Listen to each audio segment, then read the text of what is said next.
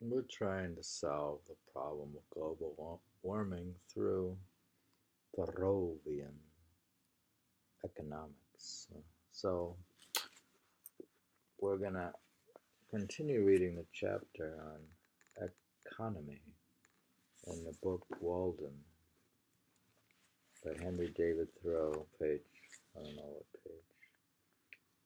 When a man is warmed by the several modes which I have described, what does he want next? It's all down to what man wants. Surely not more warmth of the same kind as more or richer food, larger or more splendid houses, finer or more abundant clothing, more numerous, incessant, and hotter fires, and the like. When he has obtained those things which are necessary to life, there is another alternative than to obtain the superfluity, per superfluities, superfluities, and that is to adventure on life now, his vacation from humbler toil having commenced. The soil, it appears, is suited to the seed, for it has sent its radicle downward, and it may now send its shoot upward also with confidence. Why has man rooted himself thus firmly in the earth, but that he may rise in the same proportion into the heavens above? For the nobler plants are valued for the fruit they bear at last in the air and light far from the ground, and are not treated like the humbler esculents, which, though they may be perennials, are cultivated only till they have perfected the root, and often cut down at top for this purpose, so that most would not know them in their flowering season. I do not mean to prescribe rules to strong and valiant natures who will mind their own affairs, whether in heaven or hell, and perchance build more magnificently and spend more lavishly than the richest, without ever impoverishing themselves, not knowing how they live.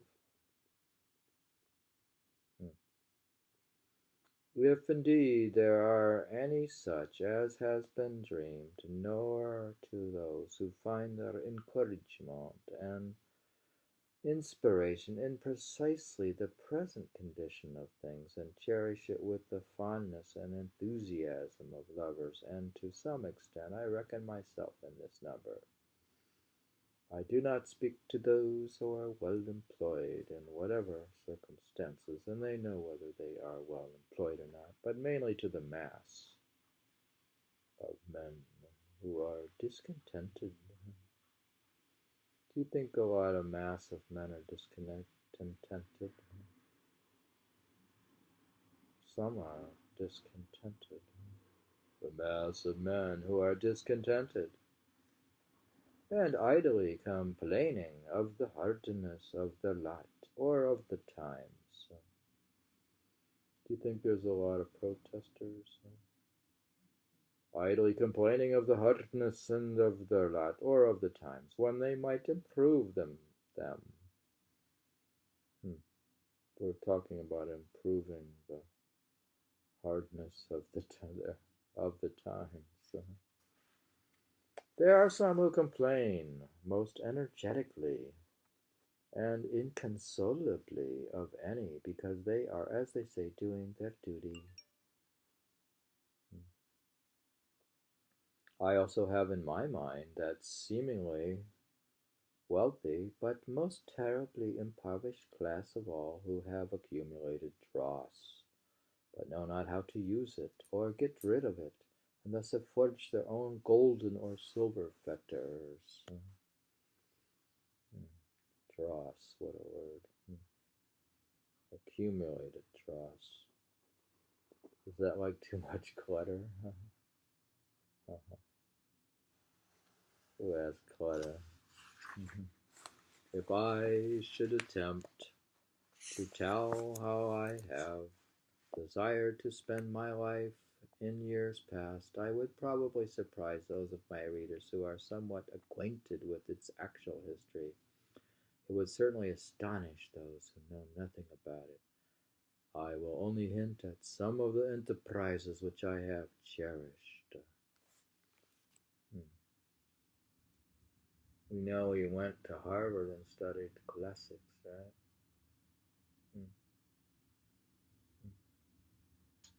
He's on that. He's cheating because he's well educated.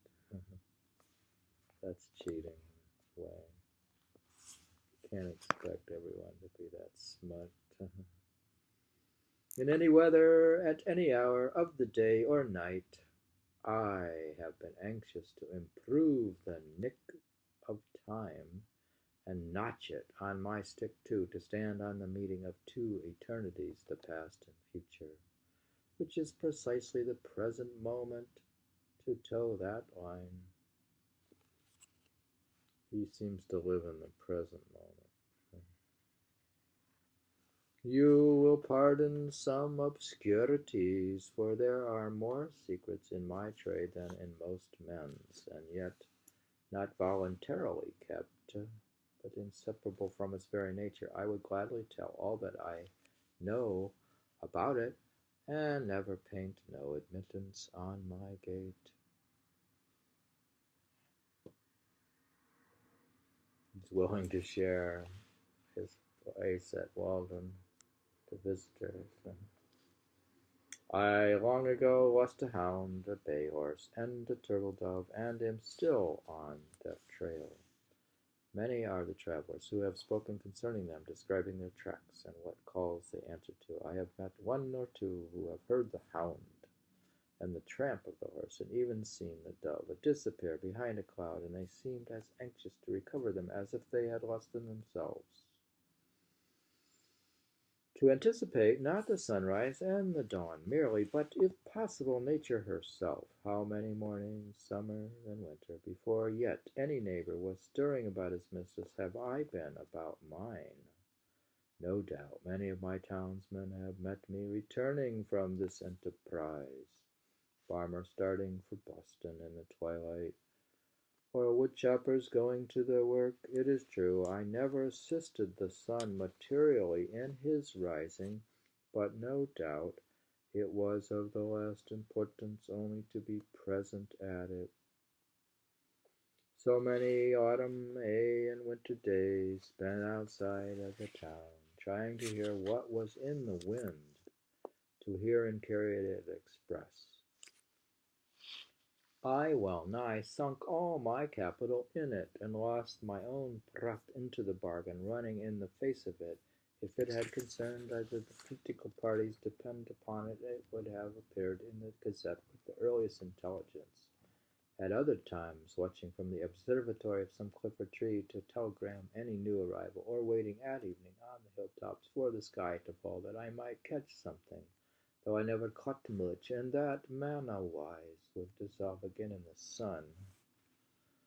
For a long time I was a reporter to a journal of no very wide circulation, whose editor has never yet seen fit to print the book of my contributions, and, as is too common with writers, I got only my labor for my pains. However, in this case my pains were their own reward. For many years I was self-appointed inspector of snowstorms and rainstorms. That's what I am, I suppose. Right? Shall I go out in the snowstorm? I will often go out cross-country skiing in New York City, because I won't go travel all the way to Snowmass, because if there's snow here. For many years I was self-appointed inspector of snowstorms and rainstorms, and did my duty faithfully, surveyor, if not of highways, and of forest paths, and all cross-lot routes keeping them open and ravines bridged and passable at all seasons, where the public heel had testified to their utility.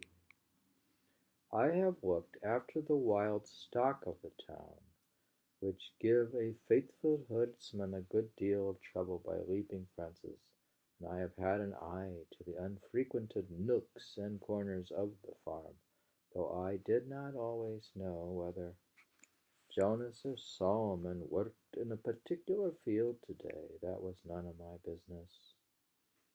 I have watered the red huckleberry, the sand cherry, and the needle tree, the red pine and the black ash, the white grape and the yellow violet, which might have withered else in dry seasons. He waters plants in the wild. Hmm. Hmm. Could be a forest ranger. In short, I went on thus for a long time, I may say it without boasting, faithfully minding my business, till it became more and more evident that my townsmen would not, after all, admit me into the list of town officers, nor make my place a sinecure with a moderate allowance. My accounts, which I can swear to have kept faithfully, I have indeed never got audited, and still less accepted, still less paid and settled. However, I have not set my heart on that. I don't remember this section of Walden. Do you remember this? I must have slept through it. Not long since a strolling Indian went to sell baskets at the house of a well-known lawyer in my neighborhood. Do you wish to buy any baskets? He asked. No, we do not want any, was the reply. What? Exclaimed the Indian as he went out the gate. Do you mean to starve us? He's trying to starve the Indians by not buying their basket. Having seen his industrious white neighbors so well off that the lawyer had only to weave arguments, and by some magic wealth and standing followed, he had said to himself, I will go into business, I will weave baskets. It is a thing which I can do, thinking that when he had made the baskets he would have done his part, then it would be the white man's to buy them. He had not discovered that it was necessary for him to make it worth the other's while to buy them, or at least make him think that it was so, or to make something else which it would be worth his while to buy. I guess this is economics.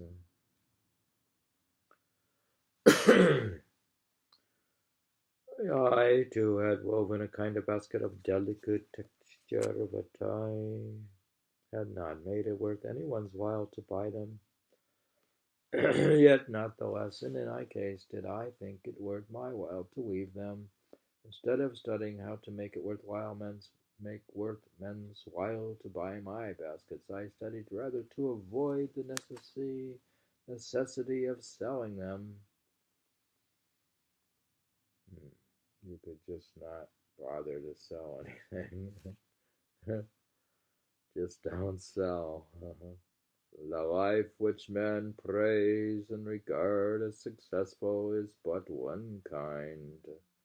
Why should we exaggerate any one kind at the expense of the other? Question mark.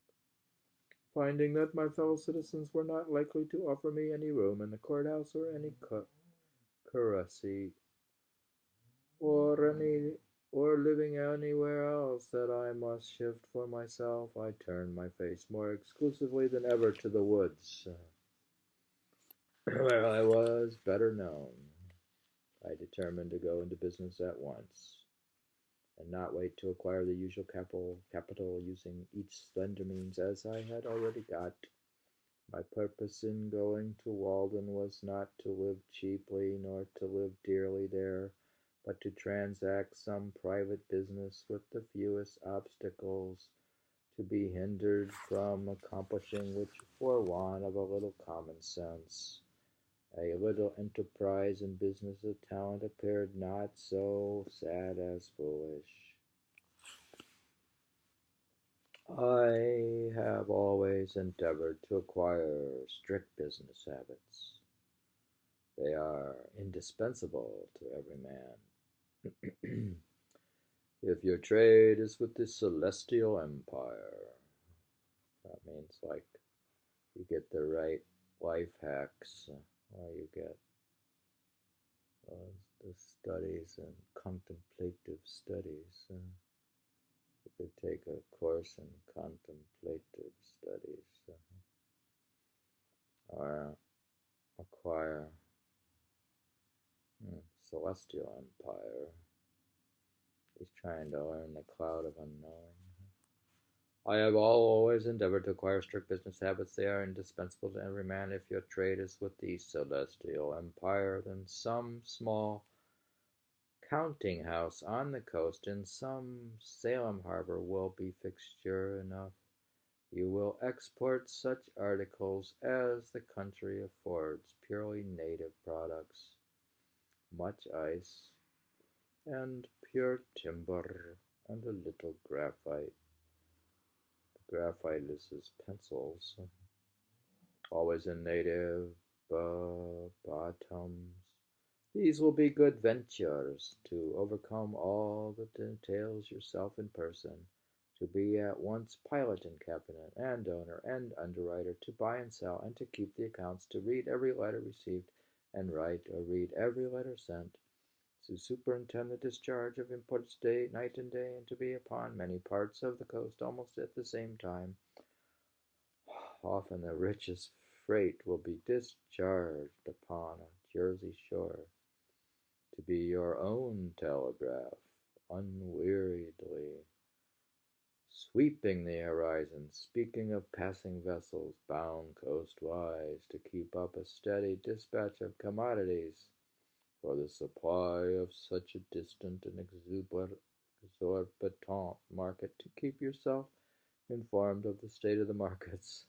My God, prospects of war and peace everywhere, and anticipate the tendencies of trade and civilization, taking advantage of the results of all exploring expeditions, using new passages, and all improvements in navigation charts to be studied, the position of reefs and new lights and buoys to be ascertained, and ever, the logarithmic tables to be corrected, for by the error of some calculator the vessel often splits upon a rock that should have reached a friendly pier. There is the untold fate of La Perouse, universal science to be kept pace with, studying the lives of all great discoverers and navigators, great adventurers, and merchants in Hana and Phoenicians, down to our time and fan, stack of stock to be taken from time to time to know how you stand. It is the labor to test the faculties of a man, such problems of profit and loss of interest of tare and tret, engaging of all kinds of it as demand a universal knowledge. Goodness, is that what it takes? That's too much. I don't know what he's talking about, but I don't understand economics, so that's what economists do. Hmm. Hmm. It's too much work. I have thought that Walden Pond would be a good place for business. Not solely on account of the railroad and the ice trade. It offers advantages which I may not be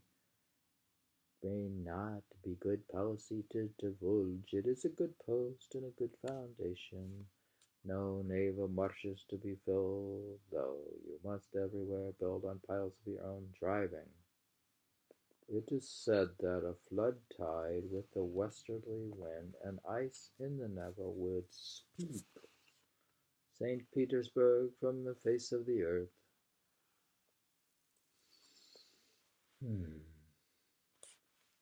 At this business was to be entered, as this business was to be entered into without the usual capital. Is that where, like, you collect the interest without capital? It may not be easy to conjecture where those means that will still be indispensable to every such understanding were to be obtained. As for clothing, to come at once to the practical part of the question, perhaps we are led oftener by the love of novelty and a regard for the opinions of men in procuring it than by a true utility. Let him who has work to do recollect that the object of clothing is first to retain the vital heat, and secondly, in this state of society, to cover nakedness, and he may judge how much of any necessity or important work may be accomplished without adding to his wardrobe. Kings and queens who wear a suit but once, though made by some tailor or dressmaker to their majesties, cannot know the comfort of wearing a suit that fits. You say that the clothing industry contributes to global warming. Huh? Too many clothes. Hmm. Hmm. They are no better than wooden horses to hang the clean clothes on. Every day our garments become more assimilated to ourselves, receiving the impress of the wearer's character until we hesitate to lay them aside without such delay, and medical appliances and some such solemnity even as our bodies. No man ever stood the lower in my estimation for having a patch in his clothes. How that's fashionable. Yet I am sure that there is greater anxiety commonly to have fashionable, or at least clean and unpatched clothes, than to have a sound conscience. He's saying to just wear your old clothes and patch it. But even if the rent is not mended, perhaps the worst vice betrayed is improvidence. I sometimes try my acquaintances by such tests as this, who could wear a patch or two extra seams only over the knees. Most behave as if they believed that their prospects for life would be ruined if they should do it. Hmm. I still have holes in some of my sweaters. And what if you have a hole in your shirt? It would be easier for them to hobble to town with a broken leg than with a broken pantaloon. Often, if an accident happens to a gentleman's legs, they could be mended, but if a similar accident happened to the legs of his pantaloons, there is no help for it, for he considers not what is truly respectable, but what is respected. We know but few men, a great many coats and breeches, dress a scarecrow in your last shift. You standing shiftless by, who would not soon salute the scarecrow. Passing a cornfield the other day, close by a hat and coat on a stake, I recognized the owner of the farm. He was only a little more weather-beaten than when I saw him last. I have heard of a dog that barked at every stranger who approached his master's premises with clothes on, but was easily quieted by a naked thief. It is an interesting question how far men would retain their relative rank if they were divested of their clothes. Could you in such a case tell surely of any company of civilized men which belonged to the most respected class? Would Madame Pfeiffer, in her adventurous travels round the world from east to west, have had got so near home as Asiatic Russia? She says that she felt the necessity of wearing other than a traveling dress when she went to meet the authorities, for she, quote, was now in the civilized country where people are judged of by their clothes, unquote. Even in our democratic New England towns, the accidental possession of wealth and its manifestation in dress and equipage alone obtain for the possessor almost universal respect, but they who yield such respect, numerous as they are so far heathen, and need to have a missionary sent to them. Besides, clothes introduced sewing, kind of work which you may call endless. A woman's dress, at least, is never done. Mm. A man who has at length found something to do will not need to get a suit to do it in. For him the old will do, that has lain dusty in the garret for an indeterminable period. All shoes will serve a hero longer than they have served his valet. If a hero has a valet, bare feet are older than shoes, and he can make them too. Hmm. Didn't Thoreau work in his bean field barefoot? But now going barefoot is considered fashionable. Maybe good for your gut flora to go walking in the woods barefoot. Hmm. Maybe you can replace. Only they who go to soirees and legislative halls must have new coats to change as often as the men changes in them. But if my jacket and trousers, my hat and shoes are fit to worship God in, they will do, will they not?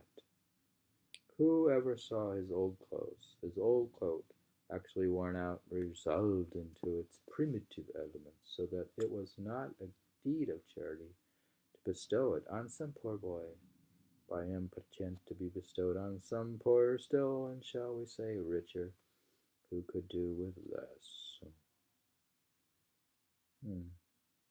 You can do with less, are you richer? Shall we say richer, who could do with less? I say beware of any enterprises that require new clothes.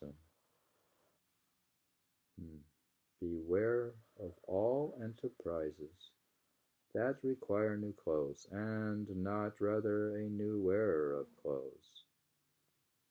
So the new enterprise should require a new wearer of clothes.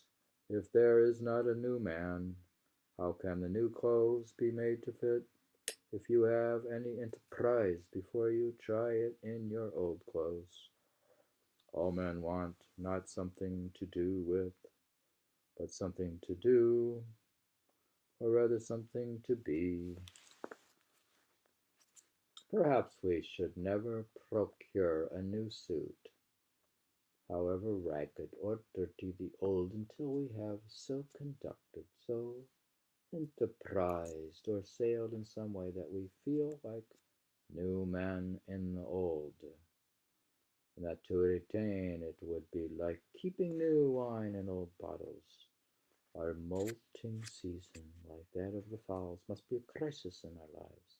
The loon retires to solitary ponds to spend it, but also the snake casts its slough, and the caterpillar its wormy coat, by an internal industry and expansion. For clothes are but our outmost cuticle and mortal coil. Otherwise we shall be found sailing under false colors, and be inevitably cashiered at last by our own opinion as well as that of mankind.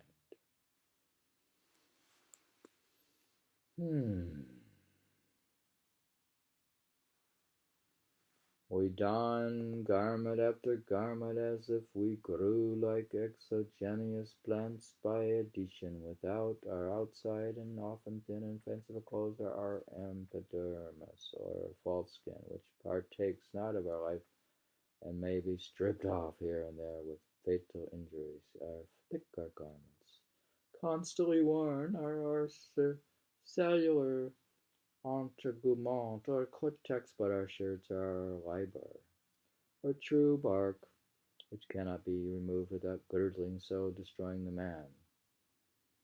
Why doesn't he just go to a nude beach at Croatia? Maybe he'll feel less burdened.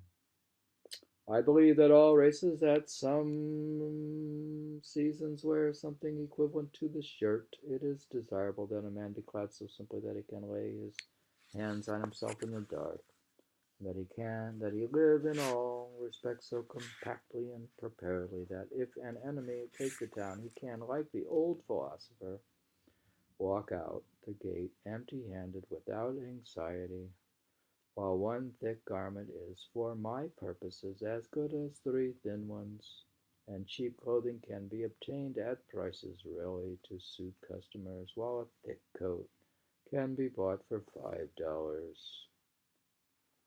It's a lot. Which will last as many years. Thick pantaloons for $2. Cowhide boots for $1.50 a pair, a summer hat for $0.25, and the winter cap for 62.5 cents. That's where they have those half cents. Or a better be made at home at a nominal cost. Whereas he supported that clad in such a suit of his own earning, there will not be found wise men to do him reverence. I have to look up where you get a half cent.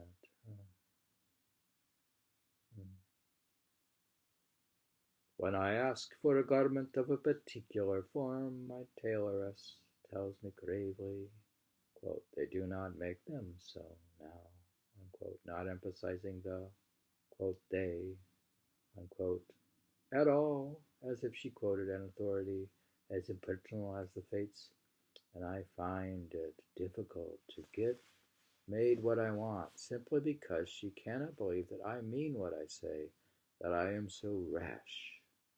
When I hear this oracular sentence, I am for a moment absorbed in thought, emphasizing to myself each word separately, that I may come to at the meaning of it, that I may find out by what degree of consanguinity they are related to me, what authority they may have in an affair which affects me so newly, and finally I am inclined to answer with equal mystery, and without any more emphasis on the they. It's like what they say. What are they saying now? Who's they? They, it is true, they did not make them so recently, but they do now. Oh, what use this measuring of me if she does not treasure my character, but only the breath of my soldiers, as it were a peg to hang the coat on. We worship not the graces, nor the parse, but fashion. She spins and weaves and cuts with full authority. The head monkey at Paris puts on a traveler's cap, and all the monkeys in America do the same.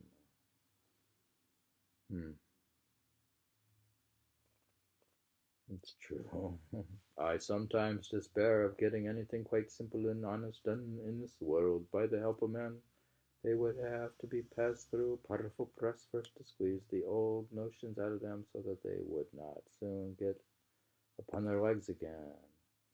And then there would be someone in the company with a maggot in his head hatched from an egg deposited there, nobody knows when, for not even fire kills these things, and you would have lost your labor.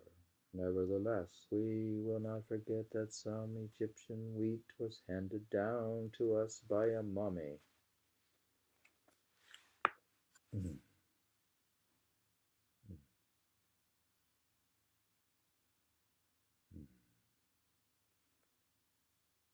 But they complain that he was preaching to preaching at us. Is he preaching? One critic complained, on the whole, I think that it cannot be maintained that dressing has in this or any country risen to the dignity of an art. At present, men make shift to wear what they can get. Like shipwrecked sailors, they put on what they can find on the beach, and at a little distance, whether of space or time, laugh at each other's masquerade. Every generation laughs at the old fashions, but follows religiously the new.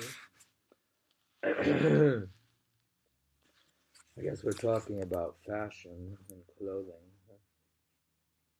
Mm.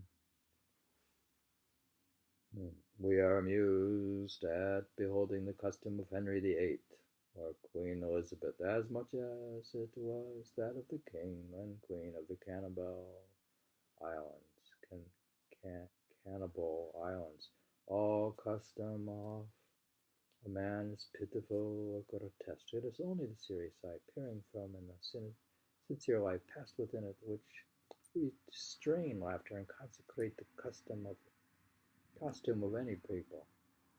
Let Harlequin be taken with a fit of the colic, and his trappings will have to serve that mood too, when the soldier is hit by a cannonball. Rags are as becoming as purple.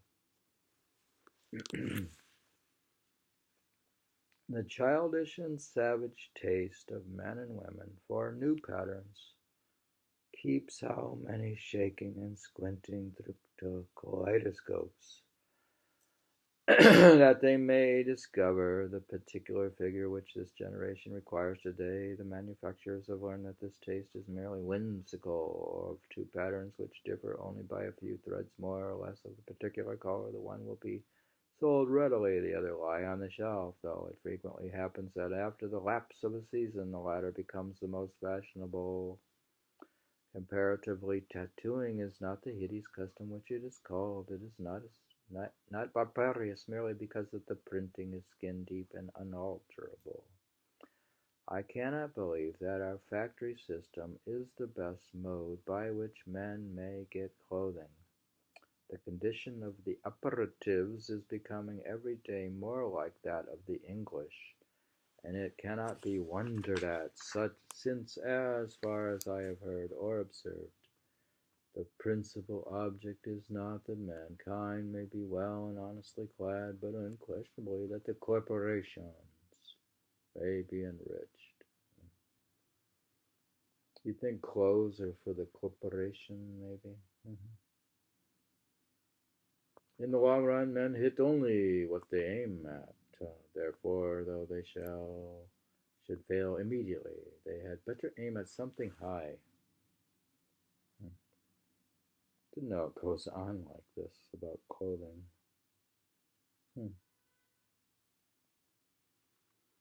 As for a shelter, I will not deny that this is now a necessary of life. He's talking about the necessary things in life. First it was food and clothing and shelter. But what about the meditation?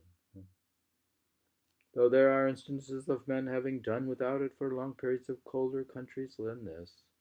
Samuel Lang says that the Laplander in a skin dress and in a skin bag which he puts over his head and his shoulders will sleep night after night on the snow, in a degree of cold which would extinguish the life of one exposed to it in any woolen clothing. What's a Laplander? He had seen them asleep thus, yet he adds, quote, they are not hardier than other people, but probably man did not live long on the earth without discovering the convenience which there is in a house, the domestic comforts which phrase may have originally signified the satisfactions of the house more than of the family, though these must be extremely partial and occasional in those climes where the house is associated in our thoughts with winter, or the rainy season chiefly, and 2/3 of the year, except for a parasol, is unnecessary.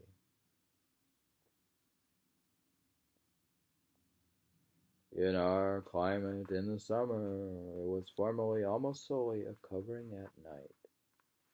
In the Indian gazettes, a wigwam was the symbol of a day's march, and a row of them, cut or painted on the bark of a tree, signified that so many times they had camped. Man was not made so limbed and robust that he must seek to narrow his world. and wall in a space such as fitted him. There's some people's theory that having a house limits your freedom somehow.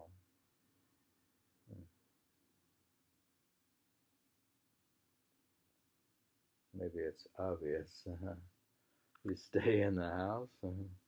He was at first bare and out of doors, but though this was pleasant enough, in serene and warm weather by daylight, the rainy season and the winter, to say nothing of the torrid sun, would perhaps have nipped his race in the bud. He had not made haste to clothe himself with the shelter of the house. Adam and Eve, according to the fable, were the bower before other clothes. Man wanted a place of warmth or comfort, first the physical warmth, then the warmth of the affections.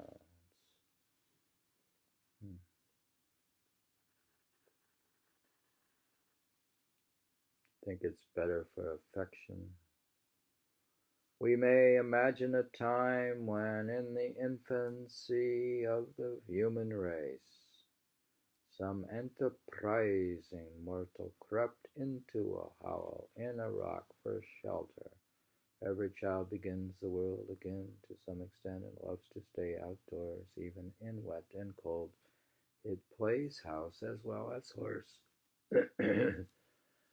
having an instinct for it. Who does not remember the interest with which, when young, he looked at shelving rocks or any approach to a cave? It was the natural yearning of that portion of our most primitive ancestor which still survived in us. Is that like the paleo diet? Paleo.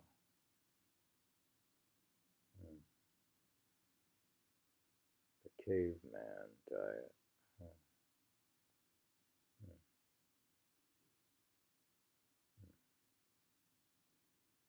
I went to a cave in Turkey, where it goes back 50,000 years. And they found a Neanderthal man's bones in it, and the saber-toothed tiger, and the rhinoceros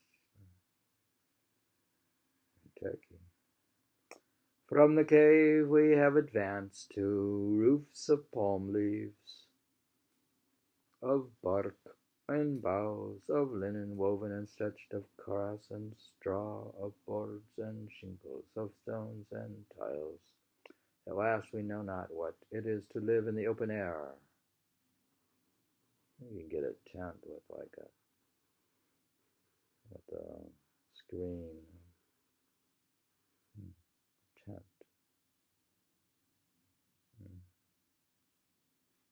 And our lives are domestic in more senses than we think. From the hearth, the field is a great distance. It would be well, perhaps, if we were to spend more of our days and nights without any obstruction between us and the celestial bodies. It's like sleeping under the stars. If the poet did not speak so much from under a roof, or the saint dwell there so long, birds do not sing in caves, nor do doves cherish their innocence in dovecots.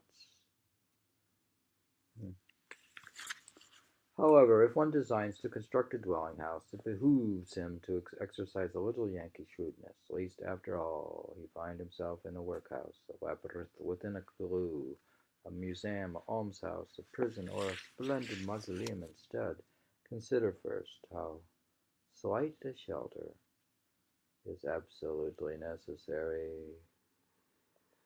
I have seen Penobscot Indians in this town living in tents of thin cotton cloth while the snow was nearly a foot deep around them, and I thought that they would be glad to have it deeper to keep out the wind.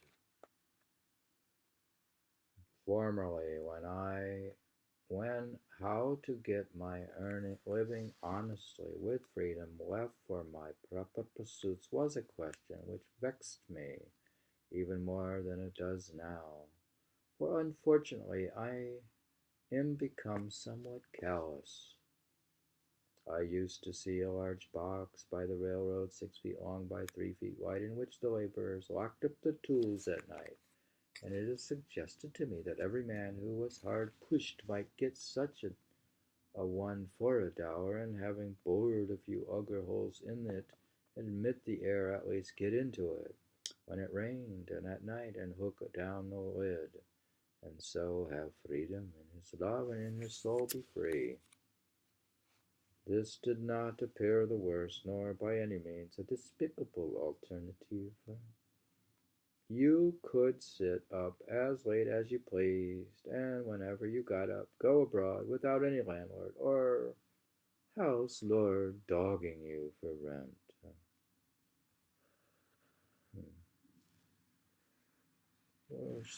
Who was that politician who ran for president? He just said, the rent's too high. His political platform was, the rent's too high. Many a man is harassed to death to pay the rent of a larger and more luxurious box.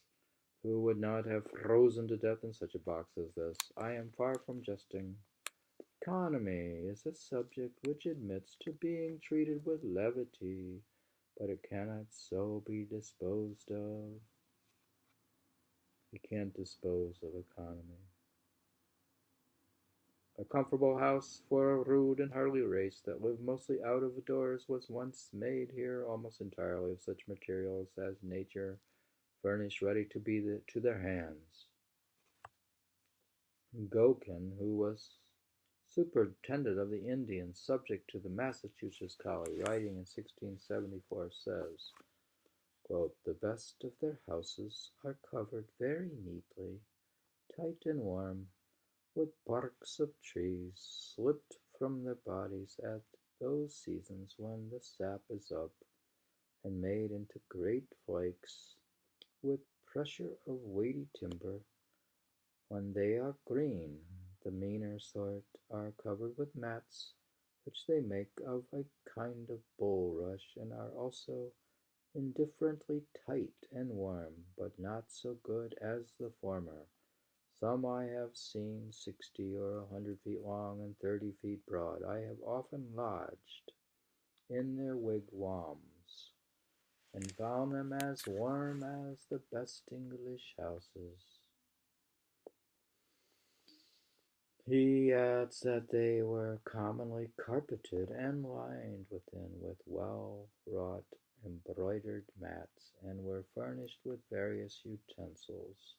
The Indians had advanced so far as to regulate the effect of the wind by a mat suspended over the hole in the roof and moved by a string. Such a lodge was in the first instance constructed in a day or two at most, and taken down and put up in a few hours, and every family owned one or its apartment in one.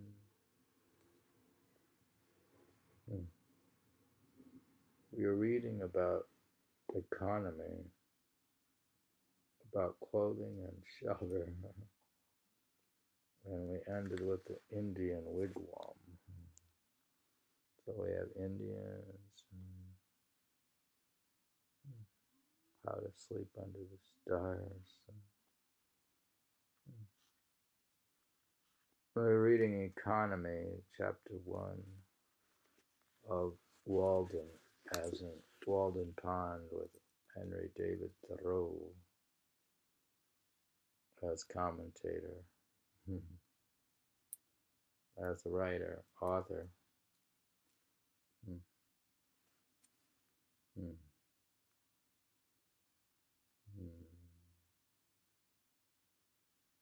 Henry David Thoreau dedicated his life to preserving his freedom as a man and an artist. Nature was the fountainhead of his inspiration, his refuge from what he considered the foul follies of society. Heedless of his friend's advice to live in a more orthodox manner, he determinedly pursued his own inner bent, which was that of a poet-philosopher in prose and verse. Karl Body brings together the best of Thoreau's works in the portable Thoreau, a comprehensive collection of the writings of a unique and profoundly influential American thinker. A complete text of Thoreau's classic works, Walden and Civil Disobedience, as well as sections from the Maine Woods of Cape Cod, the Journal, and 18 poems are included. Body's introduction rounds out this compact volume, offering a thorough and informative analysis of Thoreau and the forces that shaped his life and writing. This is just portable. Before the iPhone and the iPad, they had portable books. With more, you could read it on the subway.